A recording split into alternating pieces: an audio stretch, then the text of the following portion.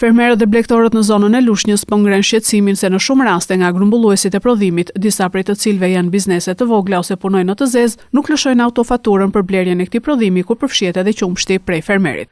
Kujtojmë se norma e kompensimit mbetet 10% dhe zbatohet mbi vlerën totale të faturave të lëshuara gjatë periudhës së përcaktuar për të cilën fermeri paraqet kërkesë. Përfaqësuesi i shoqatës së fermerëve Eduard Sharka, i cili paraqiti një material bazuar tek sugjerimet e fermerëve lidhur me këtë problematikë në komisionin parlamentar, sqaron se kjo është një masë e mirë për fermerin, por problematika qëndron tek pabarazia e saj. Në parim, kompensimi i fermerëve me 10% faturat të shitjes është një masë e mirë. Është e mirë pritur. Është ajo që ne kemi kërkuar në kohën e sindikatës fermerëve. Ka një ndryshim sepse ne kemi kërkuar për njësitë prodhimit, caktohej një tarif për çdo produkt për të vëshën që fermerët kishin paguar në krijimin e produktit.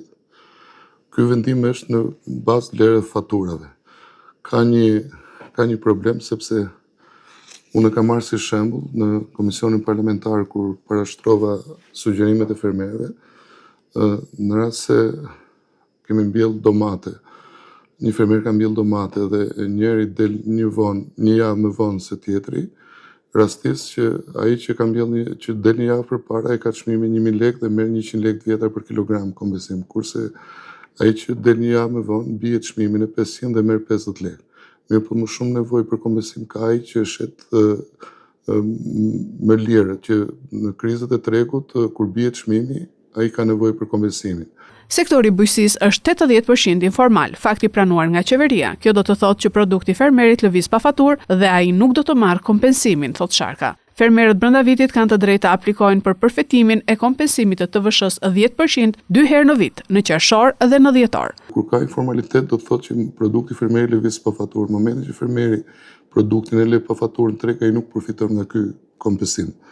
Ky do të jetë një problem shumë i madh, ne ngritëm komisionin parlamentar. Asnjë nga projektet tona s'u morën konsiderat dhe këto probleme do dalin, kanë filluar të ndjehen, sepse fermerët kanë filluar ta kuptojnë që nga që e dinë që produktin e vet kur e kanë shitur vite me radhë nuk kanë marrë faturë, janë të shqetësuar sepse nuk do kenë mundësi të aplikojnë që të marrin këtë 10%. Afati një herë në 6 muaj është shumë larg. Ishte shumë e thjeshtë për të bërë çdo muaj. Zoti Sharka foli edhe për propozimin e shoqatës së blegtorëve që mund ta lëshojnë vetë faturën, ku shpreh se ekziston si mundësi. Po, është e mundur, por në stadin që janë fermerët tanë është pak e vështirë, sepse që të emetosh faturë tatimore, duhet që të instalosh program elektronik, duhet pajisësh me NIP në QKB, gjë e cila bie ndesh me statusin që kanë fermerët.